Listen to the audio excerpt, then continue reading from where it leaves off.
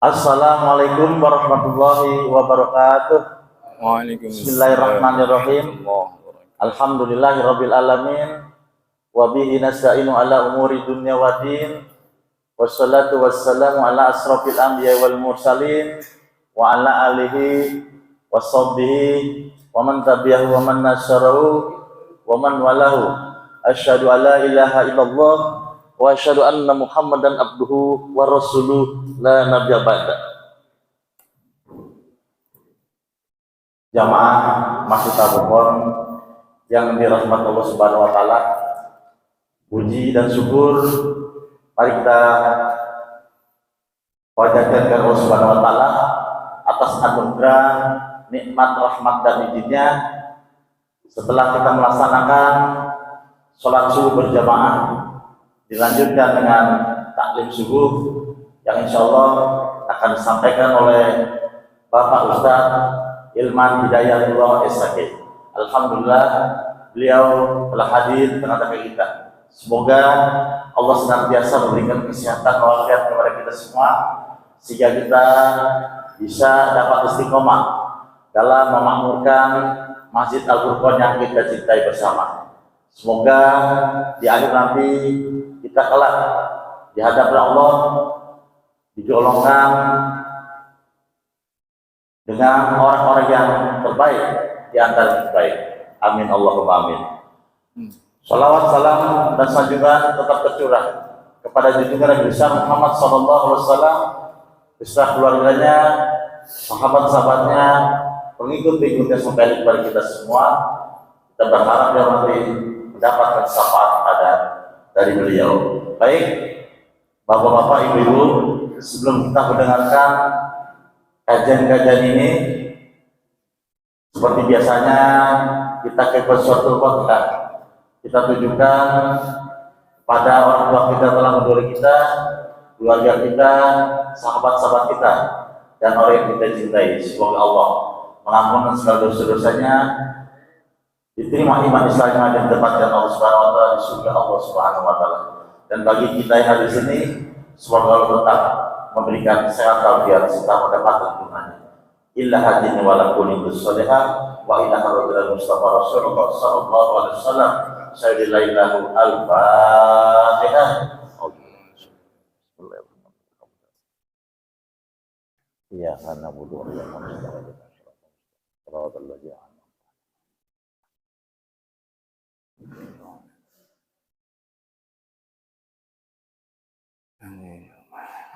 Baik, mari kita bersama-sama mendengarkan kajian-kajian. Setelah kita mendengarkan, dipersilakan pada bapak-bapak, ibu-ibu untuk menanyakan hal-hal mengenai seputar kajian ini maupun di luar kajian pada pagi hari itu kepada Pak Ustadz. Kami persilakan.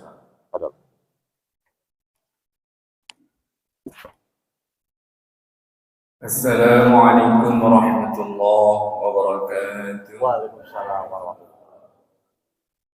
Bismillahirrahmanirrahim. Alhamdulillahil fattahil alim, al-aliyyil azim, al-wahhabil karim. Wassalatu wassalamu ala sayyidina Muhammadin al-Rahmanir Rahim wa ala alihi wa sahbihi wa man tabi'ahum fi siratil mustaqim. أما بعد فرب اشرح لي صدري ويسر لي أمري واحلل عقدة من لساني يفقهوا قولي ربنا زدنا علما وارزقنا فهما. اللهم إلى حضرة النبي المصطفى محمد رسول الله صلى الله عليه وسلم وآله وصحبه وذريته، وخصوصا إلى حضرة الإمام أبي حامد محمد بن محمد الغزالي والشيخ محمد الجمال الدين بن محمد سعيد القاسمي رحمهم الله، وإلى أنفسنا نحن الحاضرين والحاضرات مع أهل كل منا. الفاتحة. أعوذ بالله من الشيطان الرجيم. بسم الله الرحمن الرحيم. الحمد لله رب العالمين الرحمن الرحيم مالك يوم الدين إياك نعبد وإياك نستعين اهدنا الصراط المستقيم صراط الذين أنعمت عليهم غير المغضوب عليهم ولا الضالين آمين. Alhamdulillah wa syukurillah. Segala puja, puji dan karunia, segala puja, puji dan syukur kita haturkan kepada Allah Subhanahu wa taala atas segala nikmat dan karunia-Nya yang tak pernah putus kita terima, baik yang kita sadari maupun yang kita tidak sadari. Semoga Allah Subhanahu wa taala mengampuni dosa dan memaafkan kesalahan kita serta memperbaiki terus kualitas penghambaan kita kepadanya. Amin amin ya rabbal alamin. Salawat dan salam semoga senantiasa Allah curahkan kepada baginda Nabi besar Muhammad sallallahu alaihi wasallam beserta seluruh keluarga, sahabat, keturunan dan umatnya yang betul-betul ingin tetap bersama beliau sejak di dunia ini sampai akhirat nanti. Amin amin ya Allah rabbal alamin. Alhamdulillah hadirin dan hadirat sekalian, kita kembali diberi kesempatan oleh Allah Subhanahu wa taala untuk melanjutkan taklim yang merupakan salah satu kefarduan bagi setiap muslim. Bismillahirrahmanirrahim. Allahumma shalli ala sayyidina Muhammad wa ala ali sayyidina Muhammad. Fadilatul maktubati, keutamaan salat maktubah atau salat fardu. Bismillahirrahmanirrahim. Qala Allah Ta'ala inna salata kanat 'alal mu'minina kitaban mawquta. Sungguhnya salat adalah kewajiban atas orang-orang beriman yang telah ditetapkan waktu-waktunya. Nah, inilah salah satu dalil paling utama bahwa kita orang-orang yang beriman kepada Allah Subhanahu wa taala dan Rasul-Nya diwajibkan untuk melaksanakan salat. Karena salat ini juga bermacam-macam tingkatan hukumnya. Nah, yang paling tinggi itu disebut salat fardu. Jadi salat yang difardukan atau diwajibkan oleh Allah Subhanahu wa taala. Tetapi Allah tegaskan di sini kitabam mawquta sebagai kewajiban yang ditentukan waktu-waktunya. Nah, dalam sehari semalam ya, alhamdulillah yang pada awalnya Allah Subhanahu wa taala memerintahkan ya, memberi perintah salat itu 50 waktu. Ya, dalam sejarah Mi'raj yang dilakukan oleh Rasulullah SAW, perintah awalnya salat sehari semalam itu 50 waktu. Sanggup? Ya, 50 waktu sehari semalam. Alhamdulillah, rahmat kasih sayang Allah ya, melalui salah satu kekasih Allah juga, yaitu Nabi Musa alaihissalam yang sudah punya pengalaman ya, berdakwah mengajak umat yang secara umum dahulu fisiknya lebih kuat daripada umat Nabi Muhammad SAW. Ya, umat-umat terdahulu ya, umurnya lebih panjang, fisiknya lebih kuat. Nah, Nabi Musa punya pengalaman. Nah, pengalaman itu Nabi Musa bagikan kepada Nabi Muhammad SAW sehingga Nabi Musa memberi nasihat. mintalah keringanan kepada Allah. Karena pengalamanku ya, terhadap umatku saja begitu berat. Ya, kalau diberi kewajiban sholat sampai sebanyak itu. Sampai akhirnya ya, menjadi lima waktu. Itu pun karena sudah bolak-balik. Nabi Musa sebenarnya tetap masih memberi saran minta lagi keringanan. Tetapi Rasulullah SAW sudah merasa malu, ya, malu kepada Allah, ya, karena sudah diberi keringanan yang begitu besar. Dari 50 waktu menjadi 5 waktu. Ya, alhamdulillah berat dan ringannya amal itu sebenarnya bukan dari banyak dan sedikitnya amal. Ya. Tetapi apa yang Nabi Musa alaihissalam sarankan itu adalah ikhtiar.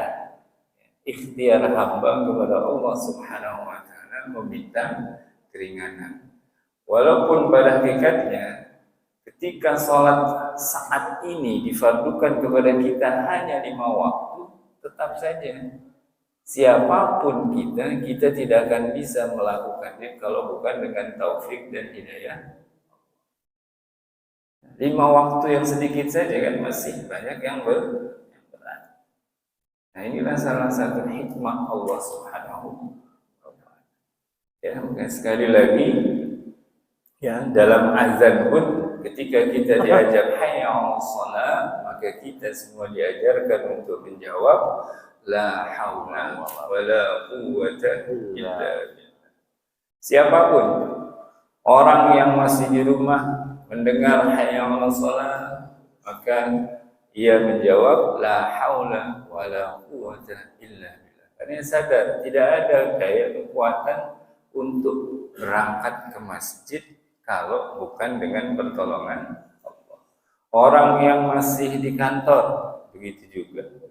Bahkan orang yang sudah duduk di masjid, sudah siap, ya, sudah berwudu, sudah rapi, menunggu waktu sholat, gitu. Duduk di belakang muadzin. Muadzin mengumandangkan hayya 'alas shalah, sama jawabannya la haula wala quwwata illa billah. Walaupun dia sudah siap di masjid, dia nggak akan bisa bangun kalau Allah yang tidak bangunkan. Dia nggak akan bisa berdiri kalau Allah tidak izinkan dia berdiri. Jadi orang yang sudah siap sholat pun kalau Allah tidak beri hidayah taufik untuk sholat, tidak bisa sholat. Nah, karena itulah kita betul-betul patut bersyukur kepada Allah Subhanahu wa taala atas segala nikmat kemudahan melakukan berbagai amal saleh, terutama apa yang Allah wajibkan. Nah, di antara kemurahan Allah Subhanahu wa taala, walaupun salat fardu ini sudah Allah ringankan menjadi 5 kali, tetapi Allah tidak kurangi nilai dari jumlah kewajiban pertama yang Allah perintahkan. Artinya tetap keutamaan 50 waktu di perintah awal itu tetap Allah berikan kepada umat Nabi Muhammad SAW, walaupun hanya 5 kali sehari. Sesuai dengan firman Allah Subhanahu wa taala, barang siapa melakukan kebaikan, falahu, maka ia mendapatkan 10 kali lipatnya. Ya. Jadi walaupun kita sholat fardu 5 kali sehari, 5 waktu, tapi nilainya sama dengan 50. Ya.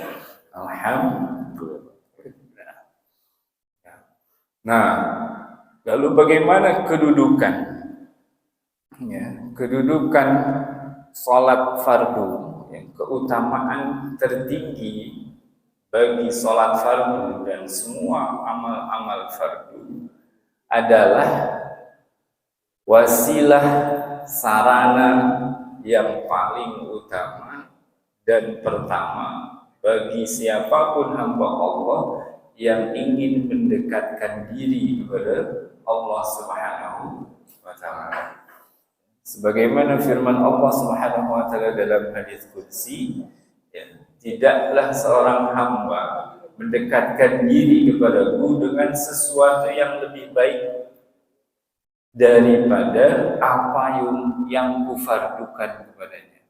Jadi tidak ada sesuatu yang lebih baik untuk kita jadikan taqarrub kita kepada Allah selain apa yang telah Allah wajibkan kepada.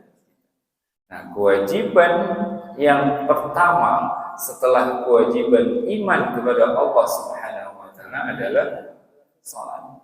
Ya, sebagaimana dalam rukun Islam, ya, yang pertama kan berarti terkait dengan iman. Beriman kepada Allah Subhanahu wa ta'ala dan Rasulullah sallallahu alaihi wasallam. Nah, yang kedua adalah salat.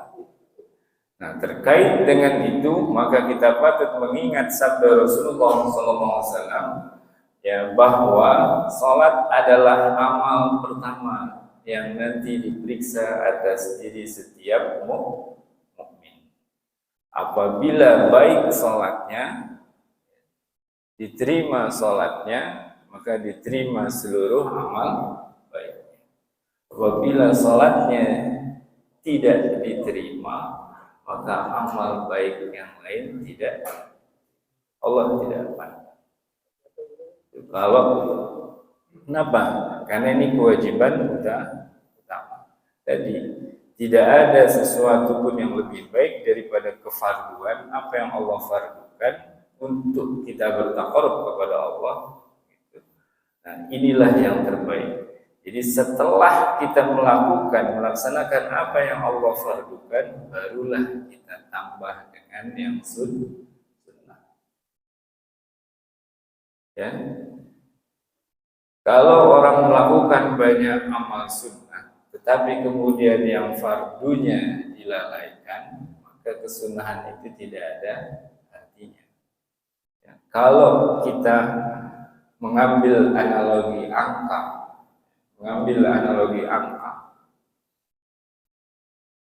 amal-amal fardu itu ibarat angka yang paling depan. Kalau kita menulis angka, ya, nilai amal fardu itu kalau dalam skala 0, ya, sampai 9 misalnya, itu angka yang paling depan. Itu berarti nilai kita bisa 0, bisa 9 misalnya. Atau mungkin kalau ada yang sempurna yang 10 gitu. Itu angka yang paling awal. Lalu nilai amal-amal sunnah itu untuk melipat gandakan, menambah nilai amal-amal fardu kita. Itu ibarat tambahan angka 0 di belakangnya sampai jumlah yang tak terbatas. Jadi kalau misalnya nilai salat fardu seseorang, ia dapat nilai 7 misalnya. Berarti ia kemudian menambah dengan salat sunat, maka ada tambahan 0 di belakang angka 7. Itu.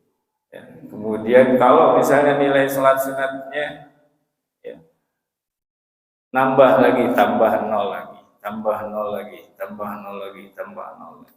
Tapi sebanyak apapun, ya, berapapun angka 0, tapi kalau di depan angkanya, angka depannya tidak ada, angka satuan di depan nggak ada, ya 0 semua jadinya.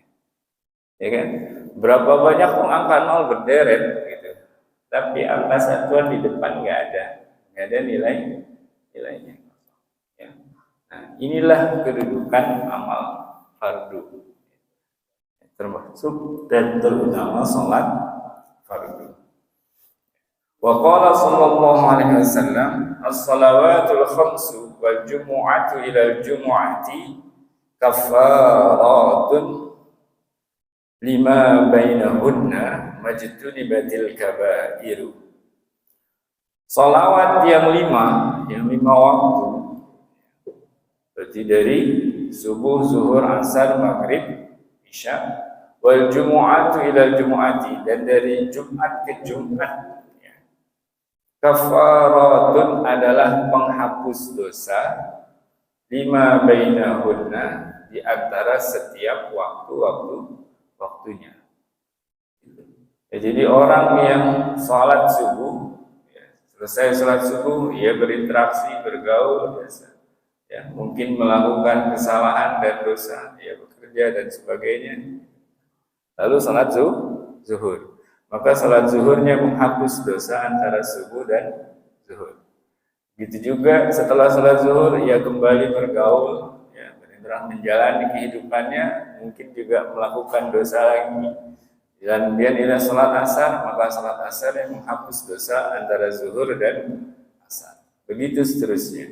Begitu juga ketika seseorang melakukan sholat Jumat, ya, maka sholat Jumat berikutnya menghapus dosa antara Jumat kemarin dan Jumat sekarang. Tapi ada syaratnya. Di sini Rasulullah SAW yang menyatakan majtuni batil kabair, selama dosa-dosa besar dijauhi. Itu. Selama dosa-dosa besar dijauhi. Jadi fadilah tadi, menghapus dosa tadi, itu kita dapat kalau kita selama rentang waktu antara waktu-waktu sholat itu menjauhi dosa besar. Jadi kalau ada orang yang masih melakukan dosa besar, ya tidak dapat fadilah. Artinya untuk mendapatkan ampunan dan maaf, ia harus khusus minta ampun, istighfar dan taubat kepada Allah. Jadi harus dengan pertobatan khusus, harus dengan istighfar, harus khusus dia minta ampun. Tapi kalau ya dalam rentang waktu di antara waktu sholat itu dia memang sudah menjauhi dosa-dosa besar, maka tanpa istighfar khusus, tanpa taubat khusus, ya sudah terhapus dosanya. Itu. Makanya berarti penting kita perhatikan. Berarti kita harus menyadari, kan, tahu dosa-dosa besar itu apa aja, kan, gitu. Supaya kita bisa menjauhi itu dan mendapatkan fadilah penghapusan dosa. Nah, ada kitab khusus ya, yang membahas dosa besar. Judulnya Al-Kabair, dosa-dosa besar. Nah, bisa dilihat sebenarnya. Tetapi paling tidak kita ingat ya, beberapa dosa besar yang sering dilalaikan.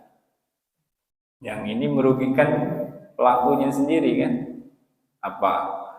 Ghibah misalnya. Ghibah itu dosa besar. Ya. Jadi jangan sampai nih dosa kita nggak dapat untuk penghapusan dosa gara-gara apa? Antara waktu maghrib, waktu isya kita melakukan ghibah. Hati-hati yang ngobrol nih biasanya, ya kan? Kapan aja sebenarnya, ya kita maksudnya bagus, nunggu waktu sholat. Tapi kita ngobrol, lalu dalam ngobrolannya ada ghibah. Nah itu rusak, rugi, rusak. Jadi dosa kita nggak terhapus, walaupun nanti sholat isya lagi, kan mestinya gitu. Begitu kita sholat isya, dosa antara maghrib dan isya terhapus. Tapi karena kita melakukan dosa besar saat menunggu waktu isya, ghibah misalnya, ya nggak ada penghapusan dosa, itu nggak dapat. Justru kita harus minta ampun, taubat secara khusus kepada Allah atas dosa besar yang kita lakukan. Nah, ghibah itu adalah fakta yang benar ada. Ghibah itu berarti kita membicarakan keburukan, aib yang benar-benar ada. Emang begitu orangnya, gitu. Nah, itu udah ghibah namanya. Ya, jadi nggak bisa beralasan kan emang begitu orangnya, emang kelakuannya begitu. Ya itulah namanya ghibah, dan itu sudah dosa besar. Kalau ternyata kita bicara negatif, ngomong jelek, padahal orangnya sebenarnya tidak seperti itu, ya dosanya lebih besar lagi. Itu namanya fitnah, lebih besar lagi, gitu.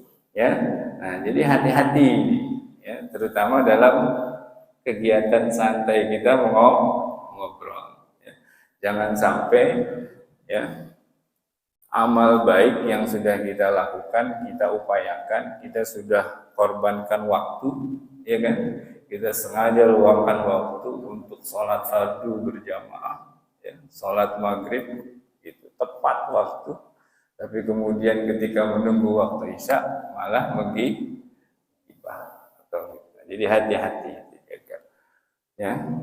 Silaturahmi itu sangat baik. Jadi upayakanlah isi pembicaraan kita betul-betul hanya yang menggembirakan sama kita. Toh kita kan ingin cari kegembiraan, ya, cari kebaikan, gitu.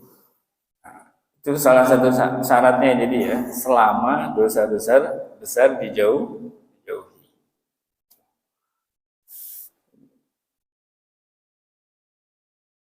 Wasu'ila sallallahu alaihi wasallam, dan Nabi sallallahu alaihi wasallam pernah ditanya, ayul a'mali afdalu, amal apakah yang paling utama? Faqala, Rasulullah sallallahu alaihi wasallam bersabda, as-salatu limawaqitiha, ya, salat pada waktu-waktunya. Nah, terkait waktu salat, hukum umumnya waktu terbaik untuk melaksanakan salat fardu adalah awal waktu. Tetapi ya, kita masih diberi kesempatan sepanjang waktu salat itu sendiri. Ya, misalnya kalau waktu salat subuh itu masuk mulai dari terbitnya fajar, yakni fajar shadiq. Nah, waktu paling utama atau disebutnya waktu fadilah, ya berarti begitu masuk waktu sholat subuh, kita langsung ya bersiap-siap untuk melaksanakan sholat subuh. Ini rentangnya ya, rentang perkiraan waktu fadilah atau waktu keutamaan adalah seseorang bersiap-siap melakukan sholat ketika waktu sholat masuk, ya, terus berturut-turut sampai selesai melakukan sholat tanpa diselingi perbuatan apapun. Itu paling utama. Kemudian setelah waktu fadilah disebut dengan waktu ikhtiar. Ya, nah itu berarti ya masih boleh waktu ikhtiar. Waktu ikhtiar setelah waktu fadilah. Kemudian yang ketiga, waktu jawaz. Waktu masih dibolehkan ya seseorang melakukan sholat ya ketika waktu sholatnya belum habis. Perhitungannya adalah paling akhir seseorang melakukan sholat ya 5 waktu adalah ia selesai melakukan sholat sebelum waktunya habis. Itu ujung waktu jawaz ya. Ujung waktu jawaz. Jadi secara garis besar waktu pelaksanaan sholat untuk sholat 5 waktu ini garis besarnya saja ya. Ada 3 waktu: waktu fadilah, waktu ikhtiar, dan waktu jawaz. Waktu jawaz nanti ada 2. Ada yang bila karohah, ada yang ma'al karohah. Ini yang garis besarnya saja yang masuk di dalam waktu sholat masing-masing. Ya. Jadi ada waktu fadilah, waktu ikhtiar, waktu jawaz. Artinya boleh ketika ada keperluan tertentu kita tidak sholat di awal waktu asal tidak sampai keluar atau kehabisan. Ya, jadi ujung waktu jawaz itu ya perkiraannya adalah kita bisa menyelesaikan sholat subuh misalnya sebelum waktu subuh habis. Kita bisa menyelesaikan sholat zuhur sebelum waktu zuhur habis. Kita bisa menyelesaikan sholat asar sebelum waktu asar habis. Kita bisa menyelesaikan sholat maghrib sebelum waktu maghrib habis. Kita bisa menyelesaikan sholat isya sebelum waktu isya habis. Ya, dan Rasulullah SAW pernah melakukan itu untuk memberi contoh. Ya, jadi Rasulullah pernah seharian full Rasulullah sholatnya di akhir waktu jawaz tadi. Nah, makanya Mas ulama pun menyebutnya waktu jawaz. Jawaz itu artinya boleh. Berarti masih boleh. Yang nggak boleh itu kalau sampai lewat. Nah, itu yang nggak boleh. Nah, itulah yang masuk kategori melalaikan sholat sebagaimana dalam surah Al-Maun. Fawailul lil musallin alladziina hum 'an shalatihim sahun. Ya. Celakalah orang-orang sholat yang mereka lalai terhadap sholat mereka. Nah, kelalaian itu ada dua. Satu, lalai waktunya. Dua, lalai isinya. Lalai dengan isi sholat, makna sholat. Nah, orang yang sengaja menunda-nunda sampai kelewatan waktu sholat, nah itulah yang disebut lalai tadi yang berdosa, celaka. Tapi kalau sekedar menunda karena ada keperluan dan tidak sampai kelewatan waktu, itu masih disebut waktu jawaz, masih boleh. Apalagi buat seseorang yang memang dalam tugas yang urgent. Ya. Contoh dokter. Ya, dokter. Begitu mau sholat datang pasien darurat. Ya tangani dulu. Iya kan? Gitu. Baik dokter operasi, dokter bedah. Ya. Gitu. Begitu mau sholat atau udah mau sholat ternyata memang itu harus ada pasien yang ditangani. Selamatkan dulu nyawa orang. Jangan ini sholat yang afdal awal waktu. Dah orang sakit tunggu dulu. Dokternya tetap sholat dulu. Ya bisa mati itu orang. Gitu. Iya kan? Gitu. Ya, bahkan ya. Dan nanti bab berikutnya terkait dengan penyempurnaan sholat. Ya. Terkait dengan penyempurnaan sholat. Nah, untuk kesempurnaan sholat, ya, walaupun waktu sholat sudah masuk, azan sudah dikumandangkan, bahkan iqamat juga sudah dikumandangkan, tapi ketika ada sesuatu yang dapat mengganggu kehusyuan sholat kita, ya, misalnya buang hajat, terasa ingin buang air, Rasulullah SAW perintahkan buang air dulu. Walaupun udah qomat nih, walaupun ada kemungkinan kita ketinggalan jamaah. Buang air dulu laksanakan. Entah itu buang air kecil atau buang air besar. Walaupun nantinya ternyata kita ketinggalan jamaah. Kenapa? Ya, itu tadi penentuan waktu terbaik untuk seseorang sholat secara umum memang 3 waktu rumusnya tadi, waktu fadilah, waktu ikhtiar, waktu jawaz. Nah, bila seseorang kemudian melaksanakan hajatnya dulu, lalu ia kehilangan waktu fadilah, ya, kehilangan waktu fadilah, sholatnya akhirnya di waktu ikhtiar, apakah berarti nilai pahalanya berkurang? Tidak, karena ia mundur bukan karena sengaja-ngaja meremehkan waktu sholat, tapi karena ada hajat. Seperti tadi buang air. Jadi ketika seseorang ketinggalan jamaah sehingga ketinggalan waktu fadilah habis karena ia buang air, mules gitu misalnya, ya kan? Udah banget sekali, mules lagi, balik lagi, kan gitu misalnya. Ini waktu fadilahnya habis, jamaah udah bubar, gitu.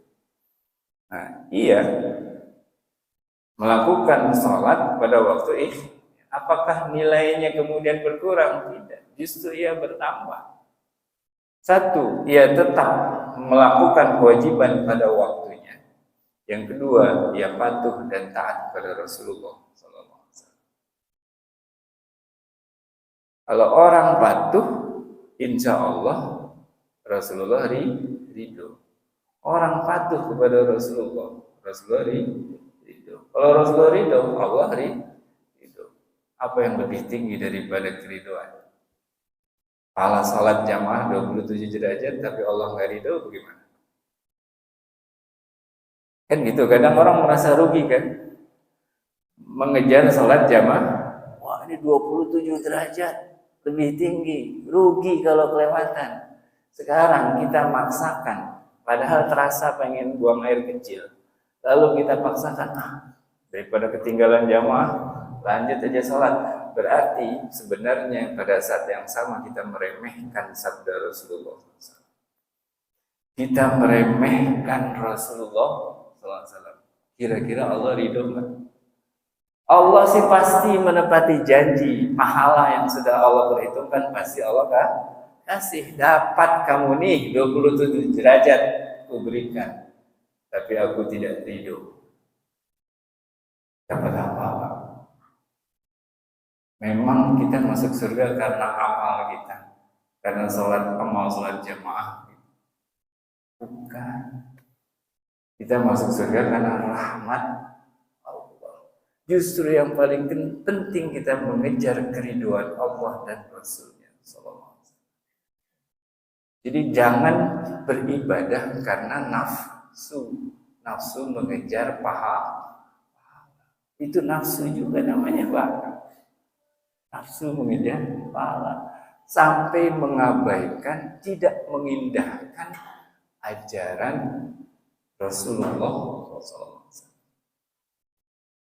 Begitu juga soal makan. Kan kalau buang hajat, apalagi buang hajat besar ya, buang air besar, itu kan bisa dikatakan sesuatu yang susah ditahan ya. Jadi iyalah kita buang air dulu, kan nggak bisa nahan-nahan juga, ya kan? Nah ini makan deh, makan apa sih hukumnya makan? Mubah. Hukum dasar makan adalah mubah. Tapi Rasulullah SAW berpesan, apabila makanan telah dihidangkan, lalu azan berkumandang, makanlah dulu. Padahal sholat 5 waktu hukumnya apa? Makan hukumnya mubah. Tapi Rasulullah mengajarkan selesaikan dulu yang mubah demi kesempurnaan pelaksanaan sholat. Kalau komentar sederhananya kan, lebih baik makan ingat sholat daripada sholat ingat makan. Gitu. Lebih baik makan ingat sholat, selesai makan nanti sholatnya tenang. Ya, jadi walaupun kemudian konsekuensinya sama seperti tadi, waktu fadilahnya kelewat, ketinggalan jamaah, gelombang pertama kan gitu. Padahal kan kalau kita makan bareng, ya nggak apa-apa, nanti selesai makan bareng ya bikin aja sholat jamaah lagi, ya kan? Jamaahnya tetap dapat juga kok, kan gitu. Apalagi makan barengnya bareng ustadz misalnya, yang nggak usah khawatir, nah ini ada imamnya, ya kita aja, gitu, ya. Jadi Rasulullah SAW, ya, ketika makanan sudah dihidangkan saja Rasulullah perintahkan makan dulu, dan makannya nggak boleh buru-buru.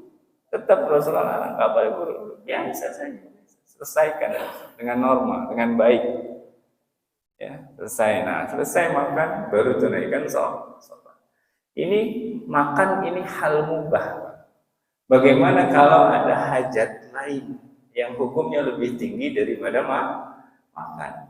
Berarti tidak apa-apa kita selesaikan dulu dengan baik, justru supaya sholat kita lebih khusyuk. Lebih khusyuk. Ada bahkan kasus seorang sahabat ya, yang hidup ya sampai di zaman tabi'in, berarti ya, zaman tabi'in artinya Rasulullah SAW sudah wafat. Nah, sahabat ini sholat ya, dan ketika itu sholatnya di tempat terbuka karena dalam perjalanan sholat bawa kuda kan, kendaraannya, kudanya diikat, ya sholat. Lalu ikatan kudanya lepas, Pak, terbuka. kudanya lari. Apa yang dilakukan sahabat? Ini udah sholat sahabatnya Pak, bukan belum sholat. Sedang sholat. Apa yang dilakukan sahabat? Sholat terus? Enggak. Batalin sholatnya, kejar kudanya. Komentar tabiin gimana nih? Orang-orang yang sekitarnya, yang bukan sahabat. Sebenarnya mereka di bawah sahabat murid. Yang belajar ke sahabat. Nyalahin sahabat kok begitu. Lebih mengutamakan kuda daripada sholat. Kira-kira gitu. Ya kan? Sahabat kan sahabat Nabi, kok mentingin kuda daripada sholat? Coba komentar orang yang sok tahu, yang dikomentari sahabat murid langsung Rasulullah. Dan di antara hikmah sahabat berbuat itu kenapa? Sholat saya rusak. Sholat, tahu kudanya kabur kan? Kira-kira masih bisa husu? Ya, masih bisa husu nggak Pak Rudin? Pak Rudin sholat, ya kan?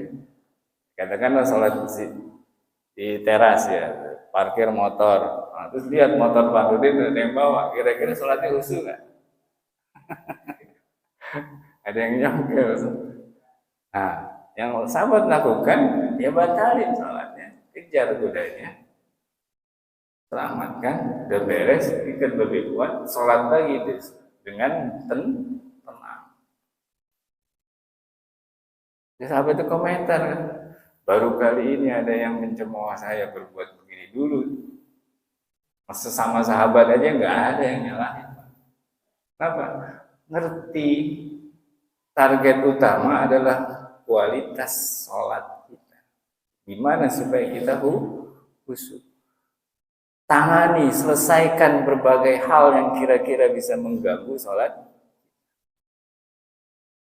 Seperti tadi kan, makan saja yang hukumnya mubah, itu aja. Selesaikan dulu baik.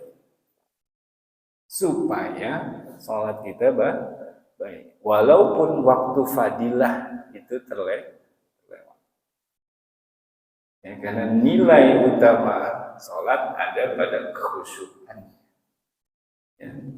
Bukan bacaannya yang lama, panjang, bukan. Tapi pada kekhusyukan. Ada sahabat-sahabat tertentu juga yang sholatnya sangat singkat, ringan. Sama Pak, ketika mereka hidup ya bersama Rasulullah SAW, berarti masih di zaman sahabat. Mereka semua ngerti. Tapi begitu mereka hidup sampai zaman tabi'in ini yang bukan sahabat pada komentar sahabat bersolatnya cepet banget. Lah emang nilai sholat di mana? Kalau sholat ada sahabat yang pernah sholat mimpin sholat jamaah yang dibaca surat yang paling pendek di Al-Quran, Al-Kautsar gitu, sama satu lagi apa? Pokoknya surat-surat yang sangat pendek kan, mimpin sholat. Nah, salah satu alasan sahabat, ya, ketika ditanya, ya, mengapa kok sholatnya begitu singkat dan ringan? Ya, di samping kalau imam punya tanggung jawab mempertimbangkan kondisi makmum, yang kedua, segera secepat mungkin menyingkirkan was-was dari setan. Makin lama kita sholat, makin lama godaan was-was. Bisikan-bisikan setan. Iya kan? Makin lama kita sholat, makin banyak yang kita ingat. Yang seharusnya kita nggak ingat. Ya kan? Itu macam-macam. Itu. Ya. Jadi daripada makin rusak, percepat, diringankan. Nah, itu salah satu berarti teknik sahabat ya, mengikhtiarkan kekhusyuan dalam sholat, meringankan sholat, mempercepat, tapi bukan buru-buru ya. Ya. Nah, jadi sekali lagi pelaksanaan sholat pada praktiknya, kapan waktu yang terbaik bagi seseorang adalah sesuai dengan situasi dan kondisi masing-masing. Ya, jadi kita tidak bisa menilai, memvonis kok ini nggak jamaah di masjid. Ya, kita nggak tahu situasi kondisinya. Ya, kalau ini nggak di awal waktu, kita nggak tahu situasi kondisi. Apalagi orang-orang yang bekerja, yang bersentuhan dengan kotoran, artinya kotor bajunya, tangannya, dan sebagainya. Ya. Kayak misalnya kalau di kampung mungkin petani, di sawah, di kebun, itu. Ya. Itu kan mereka harus membersihkan dulu badan mereka, mandi, ganti baju, dan sebagainya. Gitu. Ya, makanya kalau banyak masjid di daerah Jawa yang saya tahu, ya, qomatnya itu ya, paling cepat 30 menit setelah azan. Gitu. Qomatnya paling cepat 30 menit. Kenapa? Karena warga mereka banyak yang kerja di sawah, di kebun. Jadi butuh waktu yang lebih lama untuk membersihkan diri, ya, untuk sholat salat. Nah, itu tinggal disesuaikan dengan situasi dan kondisi. Jadi itu pada waktu-waktunya ya. Jadi yang paling penting adalah tidak sampai kelewatan waktunya, sampai kehabisan. Bahkan ada yang disebut waktu uzur. Nah, kalau waktu uzur ini berarti udah di luar waktunya, tetapi dibolehkan karena ada uzur. Misalnya kita sholat zuhur di waktu asar ketika dalam perjalanan yang memenuhi syarat. Jadi dijamak kan namanya. Nah, itu kan berarti itu namanya waktu uzur. Waktu uzur itu contohnya adalah menjamak sholat zuhur dan asar, sholat maghrib dan isya. Itu waktu uzur. Waktu uzur lain yang tidak disengaja adalah orang yang ketiduran. Rasulullah SAW juga pernah ketiduran, Pak. Subuh, ya. Satu rombongan Rasulullah SAW bersama sahabat dalam perjalanan pulang habis perang, Pak. Lelah, letih, gitu. Dan perjalanannya juga bukan dengan kendaraan seperti sekarang. Di Medan juga yang berat, padang pasir dan sebagainya, gurun. Ya. Istirahat malam hari, Rasulullah biasa tugaskan salah satunya Bilal untuk mentugas azan saat masuk sholat. Kemudian ada satu sahabat lagi yang tugas jaga istirahat, tapi yang tugas jaga juga lelap tidur. Dan Rasulullah SAW lah orang yang pertama bangun. Itu pun Rasulullah SAW bangun karena terkena terpaan panasnya sinar matahari. Saking lelahnya beliau dengan para sahabat. Rasulullah bangun karena nih sinar matahari udah masuk ke dalam tenda. Kena muka Rasulullah. Udah panas, bangun. Selamat. Terus subuh udah lewat tuh, waktu subuh. Apa yang Rasulullah lakukan bersama para sahabat? Ya Rasulullah tetap perintahkan Bilal untuk azan, artinya membangunkan sahabat. Dan mereka tetap sholat berjamaah. Ini waktu uzur yang tidak disengaja. Berarti qada sholat itu ada. Ya. Itu berarti qada sholat yang terlewat itu ada. Ini Rasulullah terlewat kan subuh, ya, lalu mengkodok. Kemudian kalau ada yang bertanya atau berkata itu kan karena kelewatannya lupa, bukan sengaja, ya, lupa atau ketiduran itu kan nggak sengaja. Nah, kalau yang kelewatan nggak sengaja aja tetap wajib kodok, apalagi yang sengaja. Kan gitu. Ya. Kalau yang kelewatan waktu sholat dengan tidak sengaja saja wajib tetap melaksanakan qada, bayar utangnya. Apalagi yang sengaja. Kalau yang sengaja ya wajib qada, wajib tobat. Ya kan? Tambah. Kalau yang kelewatan waktu sholat wajib qada, tapi nggak berdosa karena nggak sengaja, karena ketiduran. Gitu. Tapi kalau yang sengaja wajib qada plus wajib wajib istighfar. Jadi qada sholat itu ada, bahkan wajib kalau itu sholat wajib. Qada sholat sunnah pun ada, dan Rasulullah SAW juga melakukan ini. Ya, ketika terbiasa kita sholat sunnah, ya, qobliyah atau ba'diyah. Qobliyah, kemudian qobliyahnya nggak sempat dilaksanakan, boleh qobliyahnya dikodok sebelah kanan, gitu, ya, boleh qobliyahnya dikodok sebelah kanan. Ya, wallahu a'lam. Sedikit lagi, ada perkataan Sayyidina Abu Bakar radhiyallahu anhu, idza hadaratis salatu, apabila waktu salat telah datang, qumu ila narikum, berdirilah kalian menuju api, allati awqattumuha, yang telah kalian nyalakan, fa'adfi'uha, lalu padamkanlah api.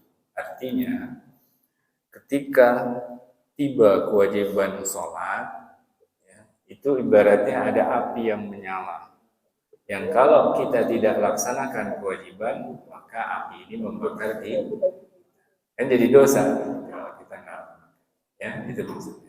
Jadi segeralah laksanakan. Dengan kita melaksanakan kewajiban berarti kita memadamkan api yang mengancam kita itu. Ya.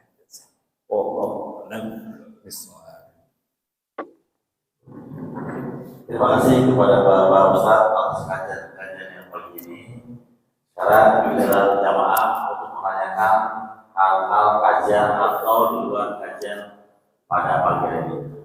Sebelah kiri, Pak Haji Ihsan Mati. Apa itu saja terakhir?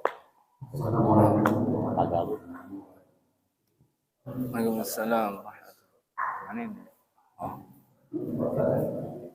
Mungkin ini kalau kita terutama ibu apabila sholat ini melayani suami yang melayani anak-anak itu bagaimana? Apakah dia masih tetap tidak perlu melewatkan waktu sholat? Itu begitu itu sering sekali yang seperti ini. Itu ibu. Kalau bapak-bapak tadi kalau misalnya ada hajat harus diberi kebutuhan kita makan air atau menyelesaikan makan, sehingga kadang-kadang kita sehingga niat kita mau berjamaah, tapi karena tadi kita harus menyelesaikan tadi yang sehingga memberi kebutuhan kita, sehingga kita tidak mau berjamaah, atau tinggal. Apakah kita masih mendapat itu tadi yang kebutuhan pasti ada. Yang terkait dengan tadi sholat itu tadi dianalogikan berangkasa. Tatkala orang ini kalau katanya ibadah sunat itu ada sunatnya, sehingga katanya melampaui. Angka satunya di sini ukurannya apakah di antara sholat syariat orang ini kadang-kadang namanya kan kualitas sholatnya kan ada yang full tidak bolong-bolong, ada yang bolong-bolong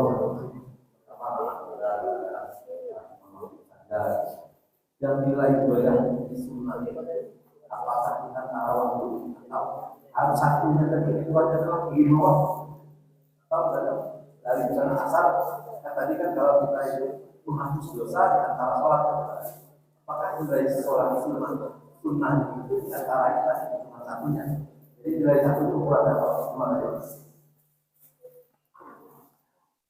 Bismillahirrahmanirrahim. Allahumma shalli ala sayyidina Muhammad wa ala ali sayyidina Muhammad.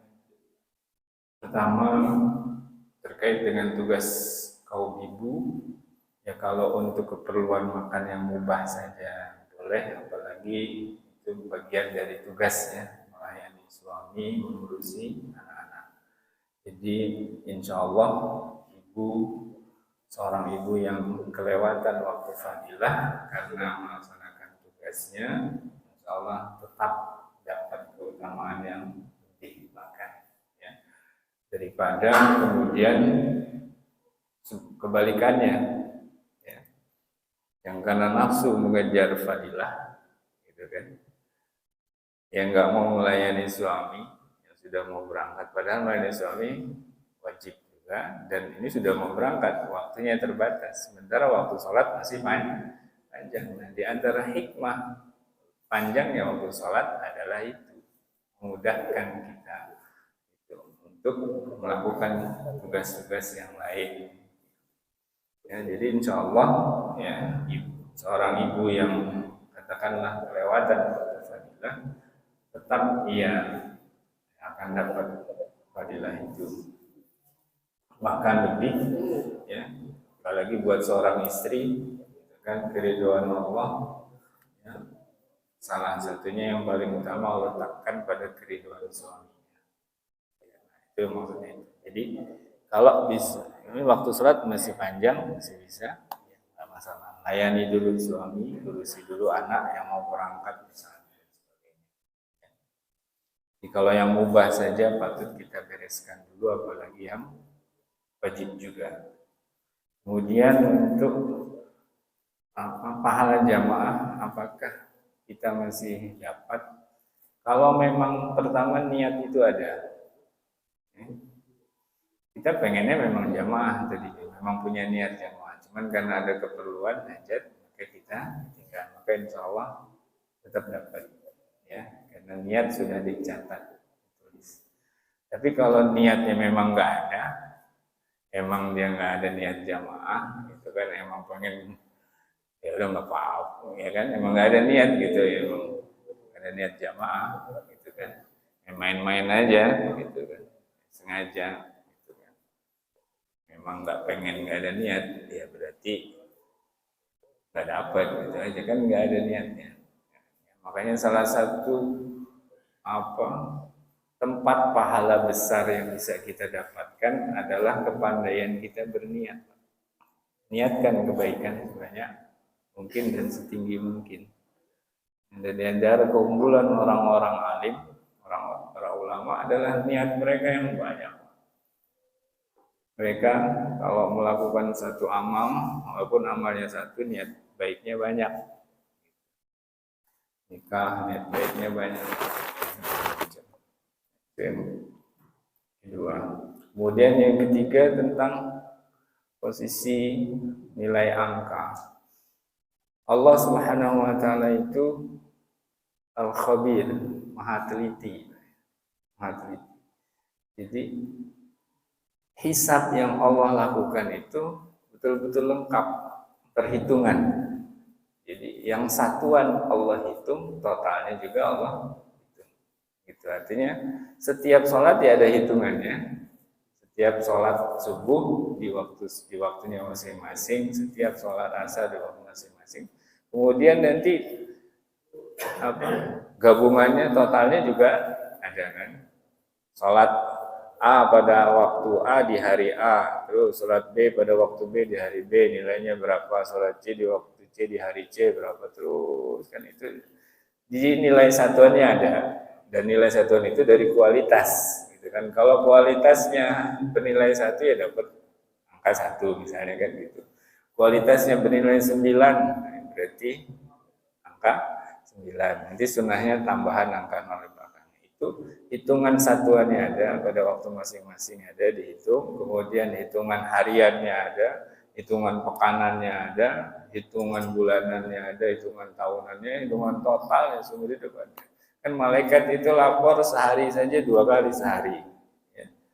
Gitu. Shiftnya malaikat, nih shift malaikat melaporkan setiap akhir asar, yaitu gantian tuh, ya, shift malaikat siang, gitu. Ya. Si malaikat siang itu kan berarti dari pagi subuh itu sampai asar. Maghrib itu shift malaikat malam. Ya, gitu. Jadi ada nilai satuannya, ada rinciannya, juga ada hariannya, pekanannya, tahunan dan total. Ya, dan Allah memang maha teliti. Ya, karena itu secepat-cepatnya hisab itu melelahkan buat kita. Karena yang kalau kita dihisab di akhirat itu semua Pak diperiksa. Umur kita ya detik demi detik diperiksa. Harta kita semua diperiksa. Ibarat setiap sennya diperiksa. Apa ya perbuatan maksudnya. Saya itu seperti Pak, kita ada yang orang yang masalah dengan bolong dari mungkin satu atau 9 mungkin yang saya bolong-bolong mungkin lain mungkin satu saja mungkin lain tangkap satu kan. Tapi kalau ibadah sunnahnya nanti yang dihitung adalah apakah dari antara asar kalau dia melakukan ibadah sunnah di antara asar sampai dengan maghrib tidak sholat maghrib itu yang dihitung. Dan dia sedekah kan sunnah. Nah, itu hitungan. Kalau dia tidak sholat sama sekali, berarti dia sedekah tadi itu nilainya 0, berarti tidak ada pembilang, kita tetap 0, tidak dihitung. Jadi itu maksud saya Pak. Jadi kesimpulannya, kalau orang hanya sholat maghrib saja, kalau beribadah sunnahnya, tapi ada sebelum zuhur, berarti nilainya tidak bernilai, tidak ada hitungannya 0. Tapi hitungannya maksud saya itu apakah hitungannya antara asar dan maghrib atau antara maghrib dan isya? Seperti itu. Karena kan kewajibannya harus dilaksanakan lebih dulu. Berarti penambahan amalan sunnah itu yang dilakukan belakangan setelahnya. Gitu. Nanti kewajiban baru, waktu baru, kewajiban baru lagi. Kira-kira. Kalau penghapusan dosa sebelum ya Pak? Ya, kalau penghapusan dosa kan yang sudah dilakukan. Karena kalau belum berbuat ya belum ada dosa kan gitu. Gitu. Kemudian, nah ini ada pertanyaan tertulis. Hamba Allah bertanya tentang adab kita di dalam masjid. Sebenarnya nanti ada pembahasan khusus adab masjid. Jadi mungkin saat ini saya jawab ringkas saja. Sebagian terutama mungkin yang banyak dilakukan ya. Salah satunya adalah tidak menjulurkan kaki ke arah kiblat. Nah, ini salah satu adab masjid. Jadi mohon maaf nih, kalau seperti ini boleh, karena ini ke samping ya, bukan ke arah kiblat, gitu kan? Menjulurkan kaki. Jadi salah satu adab masjid tidak menjulurkan kaki ke arah kiblat, gitu. Ya. Jadi kalau misalnya kan yang duduknya menghadap kiblat, kalau mau menjulurkan kaki belok dulu, gitu, ke samping, ya. Gitu. Dan kalau di sampingnya ada orang ya minta maaf main di sampingnya, gitu. Ya, kira-kira seperti itu. Baik dalam posisi duduk maupun dalam posisi tidur. Jadi kalau kita mau rebahan nih di masjid, kakinya jangan mengarah ke kiblat, kan gitu. Kadang kita yang julurkan kaki di depan orang tua gimana? Nggak sopan kan? Gitu. Ya, apalagi ke Baitullah yang disucikan. Itu salah satu. Kemudian juga tidak duduk menyandar pada kedua tangan di belakang. Ya. Kalaupun mau nyandar dengan tangan satu saja. Ya, jangan dua-duanya. Jangan dua-duanya. Ya. Ya. Ya. Allah menciptakan manusia. Dan namanya apa artinya tawaduk? Oh. Pertanyaan tingkat tinggi ini. Tujuan Allah menciptakan kita wa khalaqal jinna wal insa illa liya'budun, sebagaimana firman Allah, tidaklah kuciptakan jin dan manusia kecuali untuk menyembah Allah. Menyembah itu mengabdi. Kita mengabdi berarti mempersembahkan segala sesuatu yang kita miliki kepada Allah. Itu singkatnya Pak ya. Apa aja, mulai dari pikiran kita, perasaan kita, harta kita, ilmu kita, tenaga kita, diri kita, apa aja, segala sumber daya yang kita miliki, kita persembahkan semua untuk Allah. Waktu kita semua, ya. Hidup, singkatnya kan hidupku dan matiku untuk Allah. Nah itu singkatnya, itu ibadah. Kemudian tawadhu. Nah ini pertanyaan berat buat saya Pak. Saya nggak bisa ngajarin tawadhu. Saya nggak bisa. Tawadhu itu rendah, merendah. Merendah itu hanya bisa dilakukan oleh orang yang di atas, yang tinggi. Mohon maaf, saya nggak bisa mengajarkan tawadhu. Tawadhu itu orang yang di atas, tapi merendah. Seperti para nabi, para rasul, orang yang mulia, tapi mau merendah dirinya di hadapan umat. Mau merendah di hadapan umat. Tapi mohon maaf, saya nggak bisa, makanya itu saya nggak bisa ngajarin ini. Kenapa? Saya di bawah Pak. Bagaimana saya? Yang ada saya justru banyak melakukan kelancangan dan kekurangan ajaran. Itu hanya bisa dilakukan oleh orang yang. Jadi kalau mau belajar tawadhu mungkin orang lain yang atau langsung hayati dari sirah Rasulullah, sirah orang-orang saleh. Saya nggak bisa mengajarkan tawadhu karena saya nggak bisa tawadhu. Yang ada saya masih banyak lancang, masih banyak kurang sopan, masih banyak kurang ajar. Padahal kenapa? Karena saya bawah rendah gitu kan, harusnya saya tahu diri, harusnya berlaku dengan sangat rendah, bersikap dengan sangat rendah, menempatkan diri di bawah. Karena itu saya juga sekaligus mohon maaf kepada siapapun kalau ada sikap saya, perilaku, perkataan, perbuatan yang mungkin terkesan kok kayak sok tinggi atau sok mulia, ya mohon maaf karena ya inilah saya masih banyak panjang kurang di dalam hal tawadhu. Saya nggak bisa mengajarkan ya itu, apalagi mungkin mencontohkan ya, karena tawadhu itu artinya merendah. Kalau orang yang di bawah udah mentok, gimana mau merendah Pak? Gitu. Yang ada justru kita harus menghormati, memuliakan orang-orang yang di atas kita, ya kan gitu. Kalau kita sudah ada di bawah, di paling bawah, rendah, gimana kita mau merendah? Nggak bisa. Yang ada justru kita harus memuliakan, menghormati, mengagungkan orang-orang yang ada di atas kita.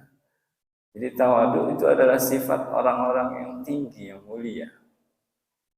Tapi dengan kerendahannya di hadapan Allah, mereka mau merendah juga di hadapan hamba-hamba Allah, mau turun ke bawah. Nah itu tawadhu. Itulah akhlak mereka, orang-orang yang dimuliakan oleh Allah Subhanahu wa Ta'ala. Mohon maaf sekali lagi. Terima kasih kepada Bapak Ustadz yang telah memberikan kajian-kajian pada pagi hari ini. Semoga bermanfaat, bisa kita aplikasikan di dalam kehidupan kita sehari-hari. Terima kasih pula kepada Allah yang telah melaksanakan ibadah umrohnya dan kembali ke tengah-tengah kita. Semoga ibadah umrohnya diterima Allah Subhanahu wa Ta'ala, dan terima kasih atas cedera matanya. Terima kasih pula kepada tim kreatif dari Masjid Al-Qur'an yang begitu tetap konsisten melayani jamaah Masjid Al-Qur'an pada akadnya.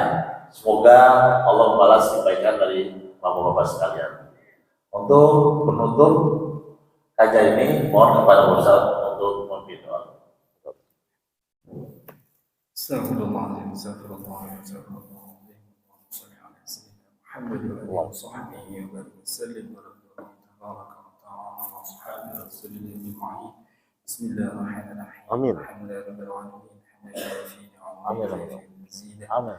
ربنا اغفر لنا ولوالدينا وارحمهم كما ربونا صغارا. آمين. وصلى الله على سيدنا محمد اللهم صل. وعلى آله وصحبه وسلم. سبحان ربك رب العزة عما يصفون وسلام على المرسلين والحمد لله رب العالمين.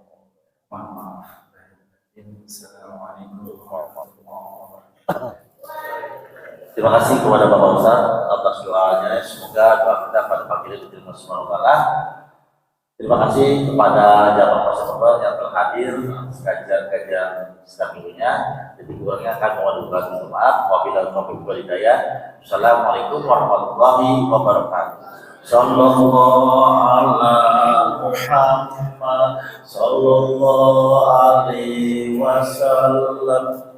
Sallallahu ala Muhammad sallallahu alaihi wasallam. Sallallahu ala Muhammad sallallahu alaihi